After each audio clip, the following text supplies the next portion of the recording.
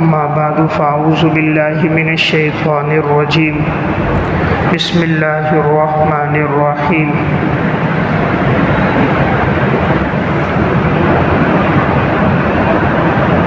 يمحق الله الربا ويربي الصدقات والله لا يحب كل كفار أثيم وقال الله تبارك وتعالى في مقام آخر فإن لم تفعلوا فأذنوا بحرب من الله ورسوله وإن تبتم فلكم رؤوس أموالكم لا تظلمون ولا تظلمون صدق اللہ العظیم۔ بات چل رہی تھی امت مسلمہ کے زوال کے اسباب کے بارے میں کہ اللہ تعالیٰ نے مسلمانوں کو ماضی میں بڑا عروج اور ترقی عطا فرمائی تھی، پھر رفتہ رفتہ مسلمان تنزلی کی طرف جاتے گئے۔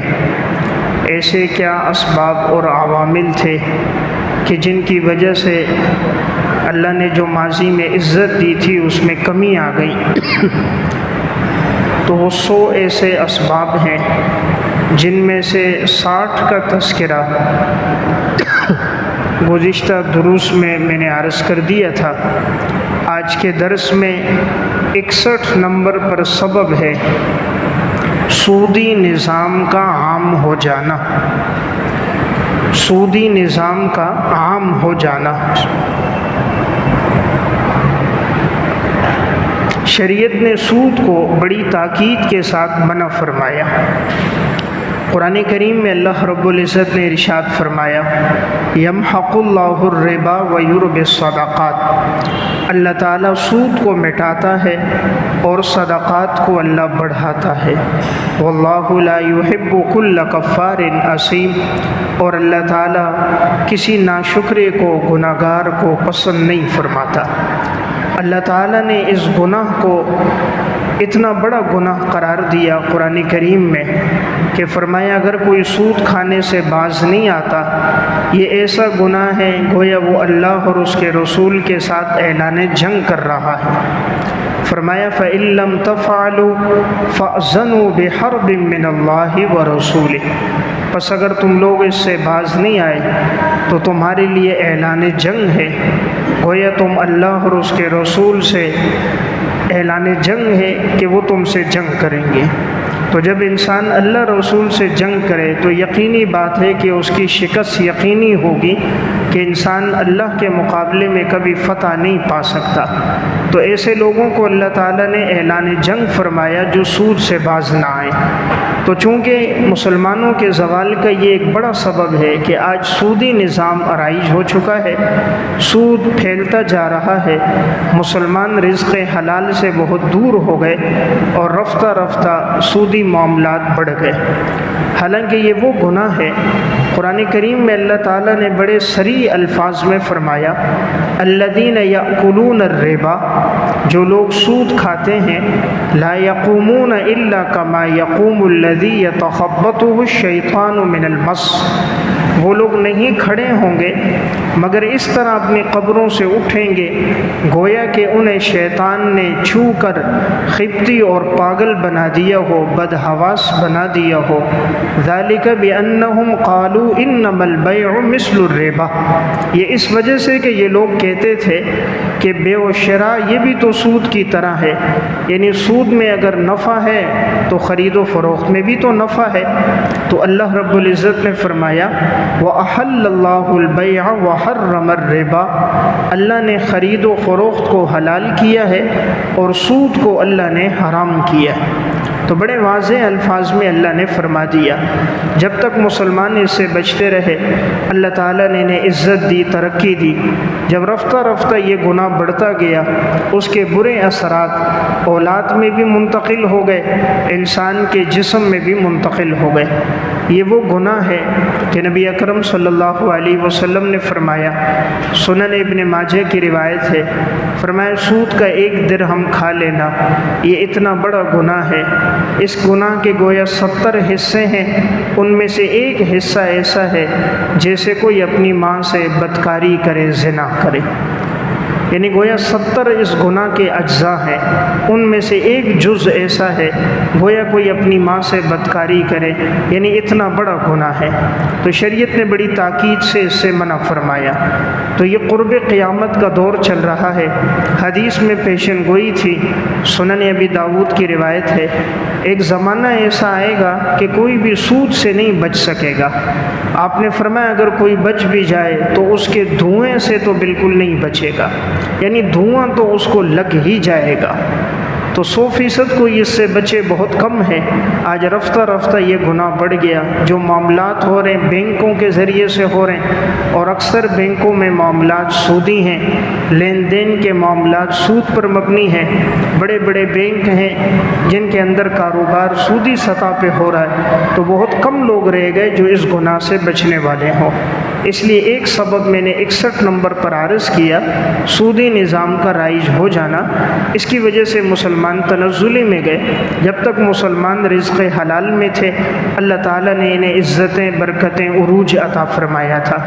اس گناہ کے مہلک اثرات ہیں، اثر انسان کے جسم پر بھی ہوتا ہے، بس اوقات انسان لا علاج بیماریوں میں مبتلا ہو جاتا ہے۔ اولاد میں بھی اثر ہوتا ہے کہ اولاد دین بیزار ہو جاتی ہے، اولاد دین سے دور ہو جاتی ہے۔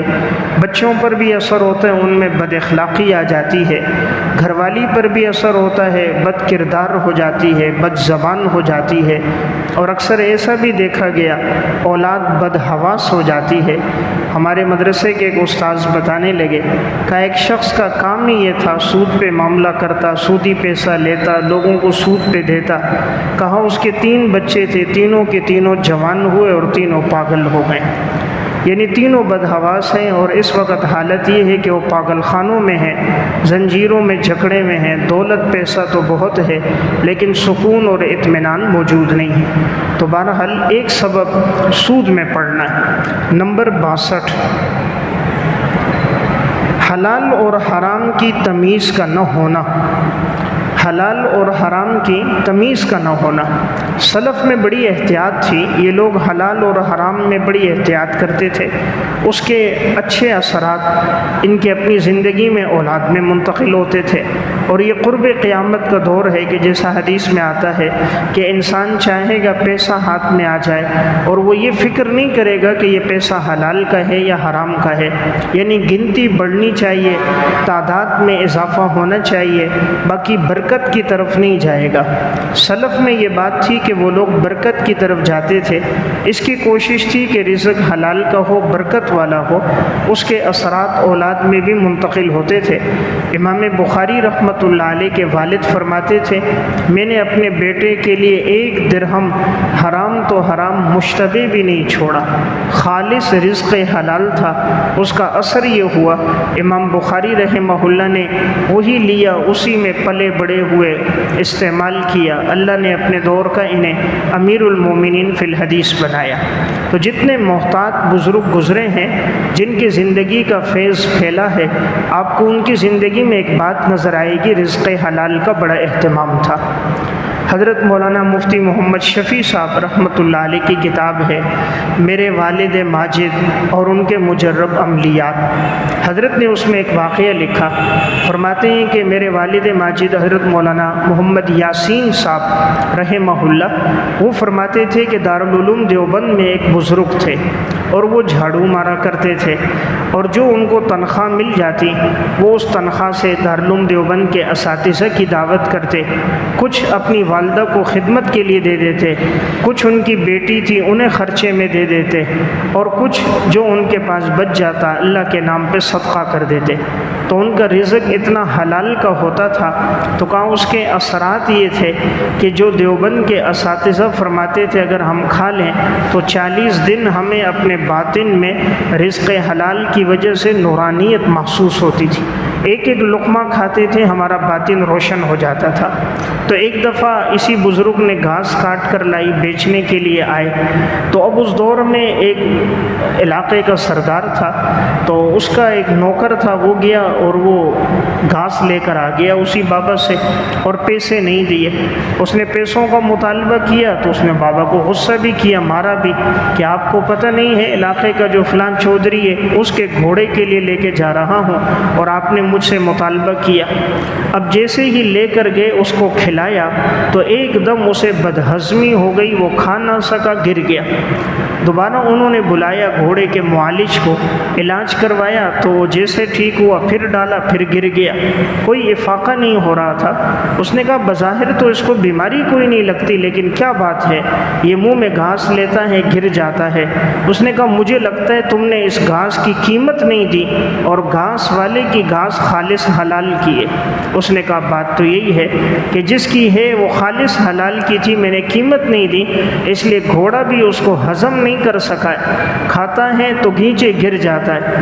انہوں نے جا کر جب اس کی قیمت ادا کی اور انہوں نے اس کو معاف کر دیا، فرمایا جب دوبارہ کھلائی تو اب وہ گھوڑا کھانے لگا اور کچھ اثر نہ ہوا۔ تو حلال کے اثرات یعنی انسانی جسم میں منتقل ہوتے ہیں، انسان میں بھی ہو حیوان میں بھی ہو۔ تو رفتہ رفتہ یہ جو چیز ختم ہو گئی کہ حلال کا تیقظ نہ رہا اور اس کی تمیز ختم ہو گئی، اس کے اثرات برے سامنے آئے۔ ورنہ سلف میں یہ بات تھی، وہ ایک ایک درہم میں بڑے محتاط تھے، وہ چاہتے تھے کہ اپنی زندگی میں، اولاد کی زندگی میں رزق خالص حلال کا ہو، تو ان کے اچھے اثرات ان کی اولادوں کی زندگی میں منتقل ہوئے۔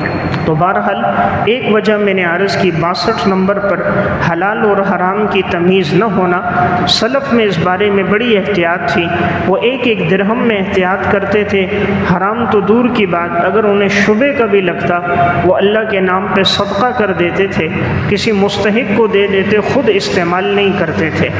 ایک واقعہ ہے طبقات الحنابلہ میں، امام احمد بن حنبل کے پاس ایک عورت آئی مسئلہ پوچھنے کے لیے۔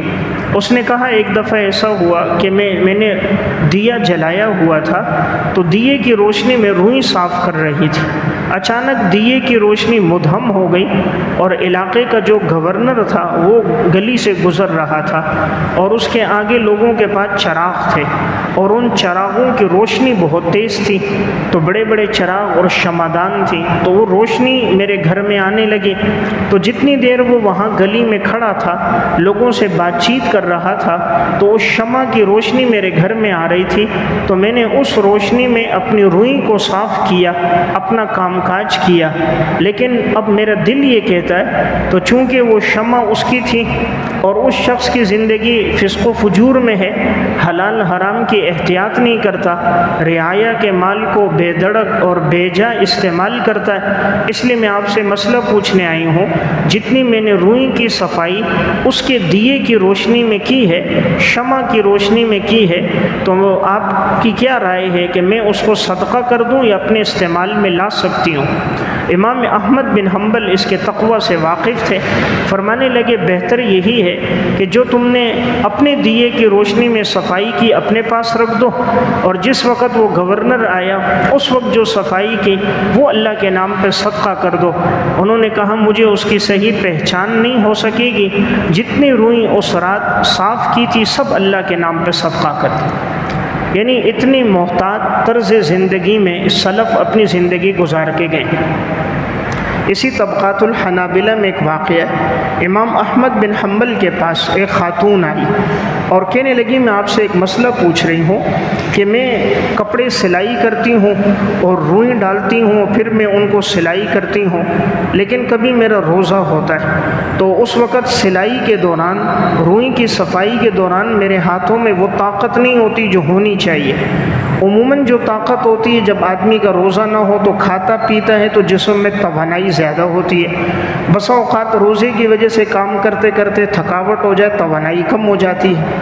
تو کہا جب میں اس طرح روئی صاف کرتی ہوں، کپڑوں کو سلائی کرتی ہوں، تو جس کو یہ دیتی تھی فروخت کرنے کے لیے بازار میں، اس کو بتاتی تھیں کہ یہ وہ روئی صاف کی ہے اور یہ وہ کپڑے سلائی کیے ہیں جب میرا روزہ نہیں تھا اس وقت میں کیے ہیں، اور یہ اس ٹائم میں کیے جب میرا روزہ تھا، تو بیچتے وقت تم بتا دیا کرو، روزے کی حالت میں بسا اوقات ہاتھ میں سستی درستی ہوتی ہے تو سلائی اچھے طریقے سے نہیں ہو پاتی تو کمی رہ جاتی ہے، اس لیے آپ بیچتے وقت بتا دینا۔ دکاندار نے کہا ٹھیک ہے میں بتا دوں گا۔ اب یہ چلی گئیں، گھر آ گئیں، اپنا ذکر کرنے لگیں، پھر ایک دم کھڑی ہو گئیں، پتہ نہیں کہا وہ بتائے نہ بتائے، اور اس طرح چیز فروخت کر دے تو میرا رزق مشتبہ ہو جائے گا اور دوسروں کو کہیں دھوکہ نہ ہو جائے۔ گئی دکاندار سے کہا وہ جو میں نے آپ کو تکیے دیے تھے سلائی کر کے، لباس دیے تھے، روئی دی تھی، وہ سب مجھے واپس کر دو۔ انہوں نے کہا آپ نے جس طرح کہا ہے میں اسی طرح بیچوں گا۔ کہا نہیں، ہو سکتا ہے آپ نہ بتائیں تو میرا رزق مشتبہ نہ ہو جائے، اس لیے آپ مجھے واپس کر دو۔ سب واپس لے کر آ گئیں، لانے کے بعد انہوں نے صدقہ کر دی۔ یعنی اتنے محتاط طرز زندگی گزار کے سلف گئے، اس لیے اللہ تعالیٰ نے ان کے زندگی کے کارناموں کو، اللہ تعالیٰ نے ان کی عبادات اعمال کے تذکرے کو آج تک باقی رکھا، اور اللہ نے ان کے اس رزق حلال کی برکات کے ذریعے جو اولادیں پروان چڑھی، اللہ نے ان کے ذریعے امت میں دین کا فیض بھی بڑا پھیلایا، ان کی گفتگو میں اللہ نے تاثیر بھی رکھی۔ اس لیے جتنے بھی آپ کو نامور علماء ملیں گے جن کا فیض امت میں پھیلا، جن کے ذریعے امت کو نفع پہنچا، آپ کو پیچھے ایک بات نظر آئے گی، وہ حلال اور حرام کے بارے میں بڑی تمیز رکھتے تھے۔ حضرت مولانا مظفر حسین کاندیلوی رحمۃ اللہ علیہ بہت بڑے عالم گزرے، ان کا یہ دستور تھا، یہ کوشش کرتے تھے بیابانوں میں صحرا میں چکر لگاتے، جو ان کو ویران مسجد مل جاتی یہ اس مسجد کو آباد کرتے تھے، مسجد میں جھاڑو دیتے، صفائی کرتے، آذان دیتے، مسجد کو آباد کرتے تھے، اور بڑے نیک صالح بزرگ متقی پرہیزگار انسان تھے۔ ایک دفعہ یہ کہتے ہیں میں ایک جگہ گیا تو مجھے ایک ویران مسجد نظر آئی، تو میں نے مسجد میں صفائی وغیرہ کر دی اور میں وہیں مجھے ٹھہرنا پڑ گیا رات کو۔ مسجد کے قریب میں ایک جھونپڑی والا تھا، اس کا ایک جھونپڑی تھی، ایک چھوٹا سا گھر تھا، تو اس نے جب دیکھا بابا جی مہمان آیا ہوا ہے تو وہ گھر گیا، اپنے گھر سے 3 روٹیاں اور سالن لے کر آیا اور حضرت کو کھلائی کہ آپ مہمان ہیں، حضرت یہ کھانا کھائیں۔ حضرت نے کھانا کھایا، اب وہیں اب حضرت کو ٹھہرنا پڑ گیا۔ کھانا کھا کے رات وہیں مسجد میں ٹھہرے ہیں تو خواب میں نبی اکرم صلی اللہ علیہ وسلم کی زیارت ہوئی۔ مولانا مظفر حسین کاندیلوی خود اتنے محتاط بزرگ تھے، آپ بیتی میں ان کے واقعات ہیں، ارواح ثلاثہ میں، یہ کوئی مشتبہ لقمہ منہ میں رکھتے تھے ان کو قے ہو جاتی تھی، یعنی ان کے حلق سے حرام تو دور کی بات ہے، مشتبہ چیز حلق سے نیچے نہیں اترتی تھی، اتنی احتیاط میں زندگی گزاری تھی۔ اللہ کا معاملہ بھی بندے کے ساتھ گمان کے مطابق ہوتا ہے، جو محتاط رہنا چاہتا ہے اللہ بھی اسے محتاط رکھتا ہے، جو نہیں رہنا چاہتا اللہ بھی اس کو نہیں رکھتا۔ جیسے حدیث میں آتا ہے تم مستغنی بننا چاہو گے، استغنا اختیار کرو گے، اللہ بھی تمہیں مستغنی رکھے گا۔ تم عفیف پاک دامن بننا چاہو گے، غیر کے سامنے ہاتھ نہیں پھیلاؤ گے، اللہ بھی تمہاری مدد کر کے تمہیں عفیف اور پاک دامن رکھے گا۔ یعنی اللہ کا معاملہ بندے کے ساتھ گمان کے مطابق۔ تو جب انہوں نے یہ کھایا تو ان کو اندازہ ہوا کہ رزق بڑا حلال کا تھا، کہ اس حلال کی اتنی نورانیت ہے کہ مجھے خواب میں رسول اللہ صلی اللہ علیہ وسلم کی زیارت ہوئی۔ مولانا مظفر حسین کاندیلوی صاحب کہتے ہیں میں دوسرے دن بھی وہیں ٹھہرا، دن بھر دعوت دیتا رہا نماز کی، رات میں وہیں ٹھہرا کہ ان کے رزق میں بڑی روحانیت ہے۔ یہ وہ شخص تھا جو لکڑیاں کاٹتا تھا اور وہ فروخت کر دیتا تھا، اور یہ ایک چھوٹا سا خیمہ تھا جس میں یہ ایک اس کا بچہ اور ایک اس کی گھر والی رہتے تھے۔ اب وہ جب مسجد میں آئے دیکھا بابا جی دوسرے دن بھی ٹھہرے ہوئے ہیں، اب جب وہ گھر سے لے کر آئے تو 2 روٹیاں لے کر آئے، 2 روٹیاں لائی، سالن لایا۔ مولانا مظفر حسین کاندیلوی صاحب کہتے ہیں میں نے کھایا اور وہ اتنا یعنی محتاط رزق حلال والا، ہر لقمے پہ نورانیت میں اضافہ ہوا۔ فرمایا اس رات پھر مجھے رسول اللہ صلی اللہ علیہ وسلم کی زیارت ہوئی، میں سمجھ گیا کہ یہ رزق تو خالص حلال کا ہے، کہ اس کی برکات جسم میں جام منتقل ہوتی ہیں، عبادت کا شوق بڑھتا ہے، رات بھر عبادت کرنے کو دل چاہتا ہے، ذوق عبادت کا ذکر کا دل چاہتا ہے۔ فرماتے ہیں دوسرا دن میرا گزرا، تیسرے دن بھی حضرت دعوت دیتے رہے، دائیں بائیں جو افراد ملے انہیں مسجد کی دعوت دی، اعمال سکھائے۔ فرمایا تیسرے دن بھی جب میں ٹھہرا تو دیکھا وہی شخص آیا تو 1 روٹی لے کر آیا، 1 روٹی تھا اور سالن تھا، وہ لے کر آ گیا اور پھر دی، اور دینے کے بعد حضرت نے اس سے فرمایا بھئی سچ سچ ایک بات مجھے بتانا، یہ بتا کہ تو کرتا کیا ہے؟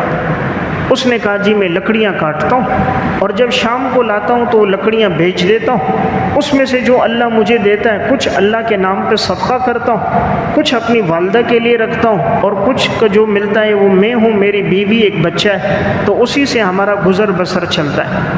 تو پہلے دن جب تم آئے تھے تو ہم نے کہا مہمان آئے ہیں، تو ہم نے فاقہ کیا، 3 روٹیاں تھیں، تینوں کی تینوں ہم آپ کے پاس لے کر آئے، نہ میں نے کھائی، نہ گھر والی نے، نہ بچے نے۔